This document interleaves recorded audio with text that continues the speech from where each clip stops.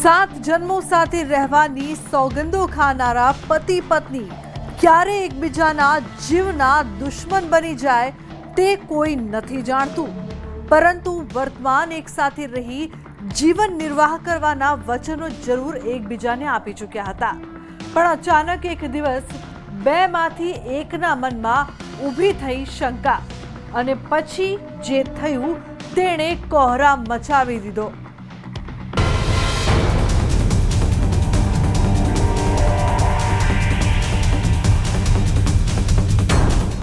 રાજકોટનું Kuvadva police station કે જ્યાં police કર્મીઓની વચ્ચે રહેલો રામચરણ સહેરિયા કે જેની પર આરોપ લાગ્યો છે તેની જ પત્નીને બેરહેમીપૂર્વક મોતને ઘાટ ઉતારવાનો, અર્ધાંગનીને લોહી લુહાણ કરી મોતની આગોશમાં ધકેલનારા રામચરણે પોલીસ સમક્ષ પોતાના ગુનાની કબૂલાત પણ કરી લીધી છે. પત્નીની હત્યા બાદ પત્ની સમક્ષ બેસી રહ્યો પતિ. જાણવા મળ્યા મુજબ આરોપી રામચરણ પોતાની પત્નીની નિર્મમ હત્યા કર્યા બાદ તેની સમક્ષ બેસી રહ્યો હતો. જ્યારે વાડી માલિક અને બે મજૂરો તેના ઘરે પહોંચ્યા તો મૃત હાલતમાં જમીન પર લોહી લુહાણ પડેલી પત્ની સમક્ષ પતિ તેની સામે જ બેઠેલો હતો. તાબડતોબ વાડી માલિકે 108ને ફોન કરી એમ્બ્યુલન્સ બોલાવતા 108ની ટીમે મહિલાને મૃત જાહેર કરી હતી. સમગ્ર મામલે પોલીસને જાણ કરવામાં આવતા કાફલો પણ સ્થળ પર દોડતો આવ્યો હતો અને આરોપી એવા રામચરણને દબોચી લીધો હતો. જ્યારે કમલેશબાઈના મૃતદેહને પોસ્ટમોર્ટમ માટે મોકલી આપ્યો હતો. કોઈ કારણોસર ઝઘડો થયો એ બાબતમાં ઉગ્ર ઝઘડો થતા એને તીક્ષ્ણ હથિયાર મારી એના મોઢામાં, હાથમાં, પગમાં, સાથળમાં વગેરે તીક્ષ્ણ હથિયારો મારી અને એનું મોત નિપજેલ છે એવી ફરિયાદ વાડી માલિક જે છે એ ભરતભાઈની ફરિયાદ મુજબ ફરિયાદ લેવામાં આવેલી છે. તારીખ 6 ઓગસ્ટ 2025. સ્થળ આણંદ પર બાધી ગામનો સીમ વિસ્તાર કે જ્યાં આવેલી ભરત વાઢેરની વાડીમાં 4 મજૂરો કામ કરી રહ્યા હતા, જેમાં 1.5 મહિના અગાઉ રાજસ્થાનથી આવેલ રામચરણ અને તેની પત્ની કમલેશબાઈ હતા. જ્યારે બહાદુરસિંહ અને તેની પત્ની પ્રેમબાઈ. પોલીસ તપાસ મુજબ રાજસ્થાનના બારાન જિલ્લાનો વતની રામચરણ પોતાની પત્ની સાથે રાજકોટ કામ અર્થે આવ્યો હતો અને પોતાની પત્ની સાથે વાડીમાં કામ કરતો હતો. આ દરમિયાન તેઓની સાથે બહાદુરસિંહ અને તેની પત્ની પણ વાડીમાં એક સાથે કામ કરતા હતા અને ત્યાં જ રહેતા હતા. શંકાની આગ, 2 જિંદગી ખાક. પોલીસના દાવા મુજબ ખેતમજૂરી કરનારા રામચરણ અને તેની પત્ની કમલેશબાઈ વચ્ચે 6 ઓગસ્ટની સાંજે ઝઘડો થયો. બંને વચ્ચે એ હદે માથાકૂટ થઈ કે રામચરણ ક્રોધમાં ભરાયો. બંને વચ્ચે વાત ઊભી થઈ હતી શંકાની. પત્નીને પતિ પર શંકા. પોલીસ તપાસ મુજબ રામચરણના બહાદુરસિંહની પત્ની પ્રેમબાઈ સાથે આડા સંબંધો છે, જેને લઈને બંને પતિ પત્ની વચ્ચે ઝઘડો થયો હતો. જો કે પતિ રામચરણે પોતાની પત્નીને મનાવવાની કોશિશ કરી. તેને જણાવ્યું કે તેના કોઈની સાથે આડા સંબંધો નથી. તેમ છતાં વાત એ હદે સુધી પહોંચી ગઈ કે રામચરણ પોતાનો ગુસ્સો કાબૂ ન કરી શક્યો અને પત્ની કમલેશબાઈ ઉપર જીવલેણ હુમલો કરી દીધો. એની સાથે જ વાડીમાં કામ કરતા હતા. એની જે બહાદુર છે એની પત્ની છે, એના પત્ની સાથે મારો આડો સંબંધ છે એવું એની પત્ની એના પર વેમ શક ખાતી હતી ને એ બાબતનો ઝઘડો થયેલો. જે બાબતે ઝઘડા થતા એને પોતાની પત્નીને તીક્ષ્ણ હથિયારો મારી અને મોત નિપજાવેલું છે. રામચરણ અને પત્ની કમલેશબાઈ ઝઘડી રહ્યા હોવાની જાણ બહાદુર અને તેની પત્નીએ વાડી માલિકને કરી અને રામચરણ તેની પત્નીને મારી રહ્યો હોવાનું કહેતા તમામ લોકો વાડીએ પહોંચ્યા. ત્યાં સુધીમાં રામચરણની પત્ની લોહી લુહાણ હાલતમાં પડી હતી અને તેની સામે રામચરણ બેઠો હતો. પત્નીના મનમાં જાગેલી પતિના અન્ય સ્ત્રી સાથેના આડા સંબંધોની શંકામાં ખેલાઈ ગયો ખૂની ખેલ અને મજૂરી કરી પેટ્યું રળનારા રાજસ્થાનથી આવેલા પતિ પત્નીમાંથી એક યમલોક પહોંચી ગયું, જ્યારે પતિ જેલના સળિયા પાછળ. રાજકોટથી અંકિત પોપટ, ન્યૂઝ 18 ગુજરાતી. લોહીના સંબંધો પર લાગ્યો કલંક. મોરબીના રાજપર ગામમાં એક ભાઈએ જ પોતાના ભાઈનું લોહી વહાવ્યું. આખરે કયું કારણ હતું કે મોટા ભાઈ બની બેઠો નાના ભાઈનો દુશ્મન?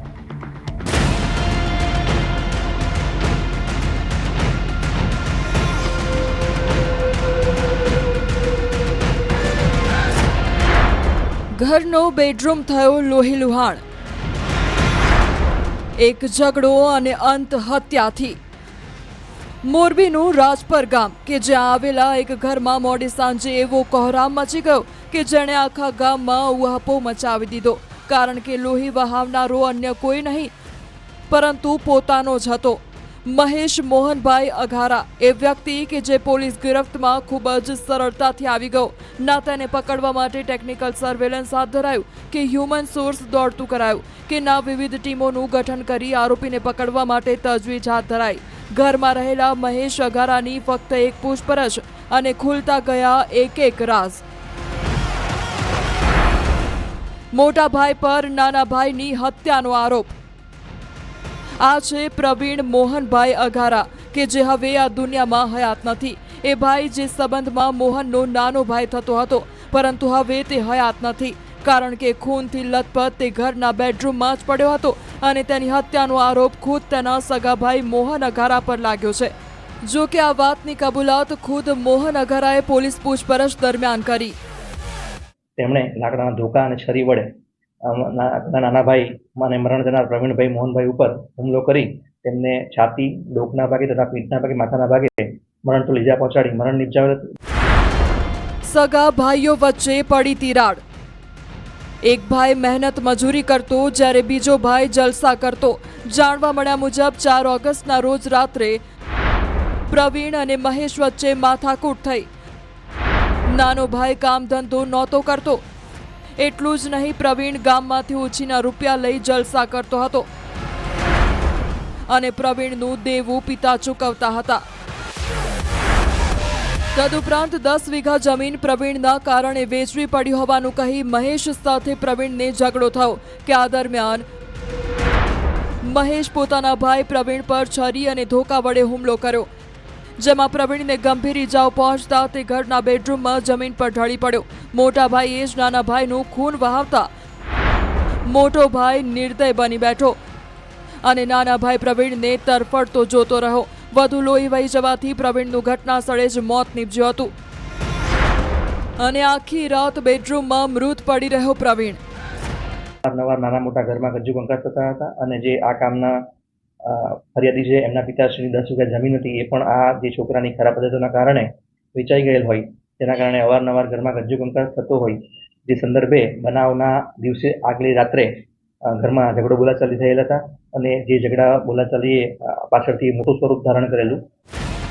બંને ભાઈઓના ઝઘડામાં નાના ભાઈ પ્રવીણનું મોત નીપજી ચૂક્યું હતું. આખી રાત મૃત હાલતમાં પ્રવીણ લોહીથી લથપથ પડી રહ્યો. ન કોઈને ઘરમાં જાણ કરી કે ના બહાર. સવાર થતાં પ્રવીણના મોતની ખબર પરિવારજનોને થતાં પોલીસ આવી અને તપાસ કરી તો પિતાની પૂછપરછ કરાઈ, જેમાં નાનો પુત્ર પ્રવીણ કોઈ કામ ધંધો કરતો ન હોવાથી ફક્ત જલસા કરતો હતો અને તેના કારણે દેવું વધી જતા ગામમાંથી લીધેલા ઉછીના રૂપિયા પિતા ચૂકવતા હોવાનું જાણવા મળ્યું. આમ એક બેરોજગાર અને જલસા કરનારા ભાઈ સાથે મોટા ભાઈનો ઝઘડો થયો અને આવેશ ક્રોધમાં આવીને નાના ભાઈને જ મોતને ઘાટ ઉતારી દીધો. જો કે નાના ભાઈની હત્યાના આરોપસર મોટા ભાઈ મોહનને પોલીસે પકડી પાડ્યો છે અને જેલ ધકેલી દેવાયો છે. Bureau report, news 18 Gujarati. અમદાવાદના ઓઢવમાં કેટલાક ફોટા અને વિડીયોના કારણે એક વ્યક્તિને મોતને ઘાટ ઉતારી દેવાયો, એ પણ 3 સગા ભાઈઓએ ભેગા મળીને. આખરે કેમ 3 ભાઈઓએ પોતાના હાથ લોહીથી રંગવા પડ્યા અને કેમ ખોફનાક પગલું ઉગામવું પડ્યું?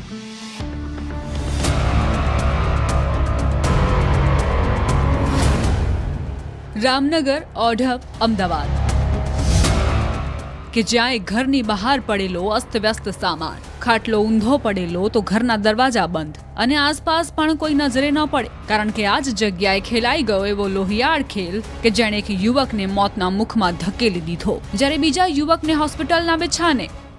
એમને બધી ફેમિલીએ મળી એના 2 ભાઈઓ પકડી અને પીલાને 11 ઘા મારે ત્યાં સુધી એને પકડી રાખ્યો છે. એના ભાઈઓ એની ફેમિલી મળી પકડીને 11 ઘા માર્યા છે. એક છાતી મેં હોલ કાઢ્યો છે. આમ મચેરી પાનાને જેમ આમ મચેરી આપણે બોલ ખોલતા હોય એવી રીતે મચેરીને એને એવી રીતે પછી મારી અને ઉપાડીને રિક્ષાની અંદર નાખી દીધી. જે રિક્ષામાં એ ગયો હતો એ રિક્ષામાં નાખી અને એ લોકો ત્યાંથી ફરાર થઈ ગયા. 3 ભાઈઓએ છીનવ્યો જીવ. આ છે સુનિલ રામજીભાઈ પટણી કે જેને તેની ભત્રીજીની જિંદગી સાથે મેલી રમત રમનારા એવા જિગ્નેશ પટણી સાથે માથાકૂટ થઈ અને જિગ્નેશ અને તેના ભાઈઓએ પોતાના જ ઘર બહાર ખેલી નાખ્યો લોહિયાળ ખેલ. મરણ જનાર સુનિલ રામજીભાઈ પટણીની ભત્રીજી ના ફોટા આરોપી જિગ્નેશના ફોનમાં હતા અને વારંવાર તે મને હેરાન પરેશાન કરતો હતો, જે બાબતે સુનિલ અને ફરિયાદી તેનો મિત્ર રવિ એ બંને આરોપીના ઘરે ગયેલા હતા અને ફોટોઝ ડિલીટ કરવા બાબતે એ લોકોને અંદર ઉગ્ર બોલાચાલી થયેલ અને બોલાચાલી બાદ મારામારી થયેલ. તેની અંદર આ કામના ફરિયાદીના મિત્ર સુનિલ રામજીભાઈ પટણીની હત્યા કરવામાં આવેલ છે. ભત્રીજીને હેરાન કરતો યુવક. પોલીસ તપાસમાં જાણવા મળ્યા મુજબ સુનિલની ભત્રીજીને તેનો જ પરિચિત યુવક જિગ્નેશ પટણીના મોબાઈલમાં તેના ફોટા હતા, જેને લઈને તે યુવતીને અવારનવાર હેરાન પરેશાન કરતો હતો. જે ફોટા ડિલીટ કરવા માટે તેની માતા લક્ષ્મી સાથે વાત થતી હતી, જે માટે સુનિલને ગત 3 ઓગસ્ટના રોજ સાંજે ફોન આવ્યો અને તેને ફોટા ડિલીટ કરવા ઘરે બોલાવ્યો કે સુનિલ પોતાના મિત્ર રવિ પટણીને સાથે લઈને રિક્ષામાં રામનગર ગયો, જ્યાં લક્ષ્મી બહેન અને તેના 3 પુત્રો જિગ્નેશ પટણી, અરુણ પટણી, વિકી પટણી સહિત 2 મહિલાઓ હાજર હતી. જે બાદ સુનિલે જિગ્નેશ પાસે ભત્રીજીના ફોટા ડિલીટ કરવા ફોન માંગ્યો, જે ન આપતા ઝઘડો થયો અને સુનિલે જિગ્નેશને લાફો મારી દેતા બંને વચ્ચે મારામારી થઈ. જે બાદ 3 ભાઈઓએ ભેગા મળી સુનિલને ઉપરા છાપરી ચપ્પુના ઘા ઝીંકી દીધા.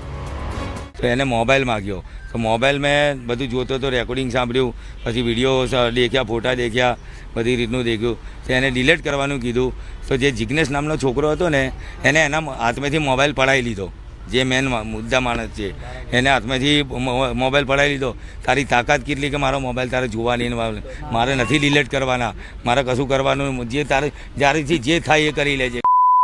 જિગ્નેશ એ બંને એકબીજાને સ્કૂલના ટાઈમથી ઓળખતા હતા અને બંને એકબીજાના ફોન દ્વારા કોન્ટેક્ટમાં હતા અને એકબીજાના ફોટોઝ છે એ આ જિગ્નેશના મોબાઈલમાં હતા.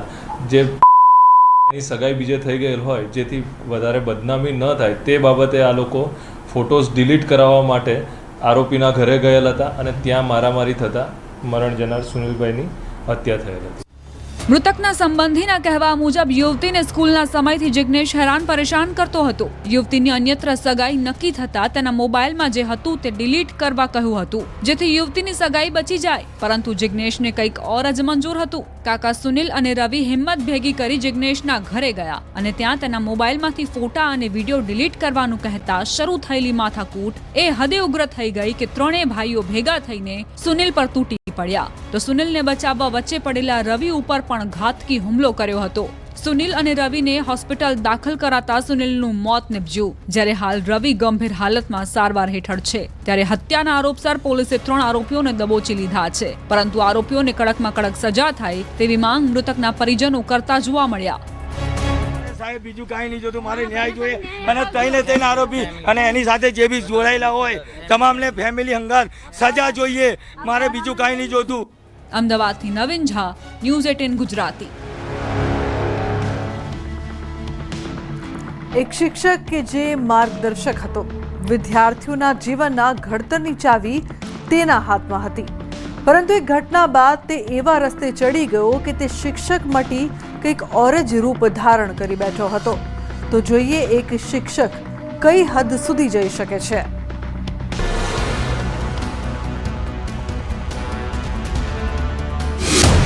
જામનગરની આંગણવાડીમાં સિલિન્ડરની ચોરી. 6 મહિનામાં 26 સિલિન્ડરની ચોરી. જી હા, છેલ્લા 6 મહિનામાં ગેસ સિલિન્ડરની ચોરી થવી એ કોઈ નાની વાત લાગતી નથી, પરંતુ ધીરે ધીરે કરીને ન ફક્ત જામનગર પરંતુ દ્વારકા અને પોરબંદરની આંગણવાડીઓમાંથી પણ ગેસ સિલિન્ડરની ચોરી થતી હોવાની ફરિયાદો ઉઠવા લાગી કે પોલીસ સતર્ક થઈ ગઈ અને તપાસ તેજ કરી.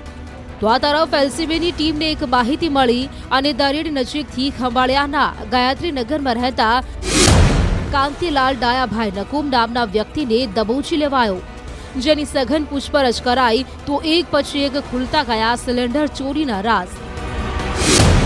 શિક્ષક કે સિલિન્ડર ચોર. સાંભળીને જરૂર નવાઈ લાગે, પરંતુ જામનગર પોલીસના હાથે એવો વ્યક્તિ લાગ્યો કે જે વ્યવસાય તો શિક્ષક છે, પરંતુ તે શિક્ષકમાંથી ચોર બની बैठो।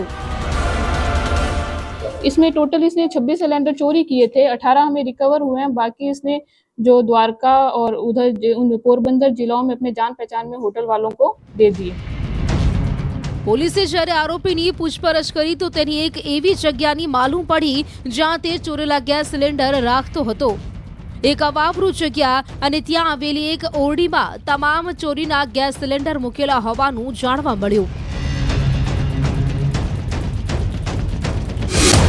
જામનગરના લાખાબાવળ ગામ ઉપરાંત સિક્કા, રાવલસર, સરમત અને લાલપુરના દલતુંગી, જસાપર, નવી પીપર, પડાણા, બુટા લખિયા, મિઠોઈ, ખટિયા ગામમાં આવેલી 11 જેટલી આંગણવાડીઓમાંથી છેલ્લા 6 મહિના આસપાસના સમયગાળામાં રાંધણ ગેસના બાટલાઓની ચોરી થઈ હતી। તો આ તરફ દેવભૂમિ દ્વારકા જિલ્લાના ભાણવદના ખોટડી ઉપરાંત ખંભાળિયાના શેઠા બારથર, દ્વારકા નજીક ચરકલા, કુરંગા, વાડીનાર, કલ્યાણપુરના હર્ષદ ગાંધી, ગુરગઢ, આશિયાવદર, ચપર ગામમાં 10 આંગણવાડીઓમાંથી અને પોરબંદરના ભૂમિયાવદર, અડવાણા, સોઢાણા, બગવદર, ખાંભુદર ગામમાં 5 આંગણવાડીઓમાંથી રાંધણ ગેસના સિલિન્ડરની ચોરી કરી હતી। પોલીસ તપાસમાં બહાર આવેલી હકીકત મુજબ ખંભાળિયાના કોટા ગામની પ્રાથમિક શાળામાં શિક્ષક તરીકે કાંતિલાલ નકુમ ફરજ બજાવતો હતો, પરંતુ ઓનલાઈન જુગારમાં પૈસા હારી જતા શાળામાં લેપટોપની ચોરી કરી હતી, જે પછી તેને સસ્પેન્ડ કરી દેવામાં આવ્યો હતો અને ત્યારથી તે ચોરીના રવાડે ચડ્યો હતો। ये काफ़ी लंबे समय से, क्योंकि पहले भी चोरी में सस्पेंड हो चुके हैं। अपने इन्होंने स्कूल में लैपटॉप चोरी किया था, तो उसमें सस्पेंड हो चुके हैं। इनका चोरी का एक लंबा इतिहास रहा है और ये 26 भी काफ़ी लंबे समय से कर रहे हैं, जब से सस्पेंड हुआ। આંગણવાડીઓની રેકી કરતો અને જેવી તક મળે કે ગેસ સિલિન્ડર ચોરી ગાયબ થઈ જતો। ये जो भी आंगनवाड़ी सेंटर्स है उनकी रेकी करता था, और जब इसे सही समय लगता था आंगनवाड़ी सेंटर्स का ताला तोड़ के उधर से गैस सिलेंडर्स चोरी करके ले जाता था अपनी 2 व्हीलर पे। પોલીસના દાવા મુજબ આરોપી સામે ગત વર્ષે ખંભાળિયામાં એક ચોરીનો ગુનો તથા જુગારનો ગુનો નોંધાયો હતો। આમ ચોરીના રવાડે ચડેલા એક શિક્ષકે સસ્પેન્ડ થયા બાદ ગેસ સિલિન્ડર ચોરવાનું શરૂ કરી દીધું હતું અને ચોરેલા કેટલાક ગેસ સિલિન્ડર તેણે વેચી દીધા હોવાનું પણ જાણવા મળ્યું છે। ત્યારે એક શિક્ષક ઓછું અને ગેસ સિલિન્ડર ચોર હવે પોલીસ ગિરફ્તમાં આવી ગયો છે અને જેલની હવા ખાઈ રહ્યો છે। જામનગરથી કિંજલ કારસરિયા, ન્યૂઝ 18 ગુજરાતી। વધુ કેટલાક રહસ્યો પરથી ઉચકીશું પડદો, ત્યાં સુધી જોતા રહો અપરાધ। હાલ લઈશું એક બ્રેક।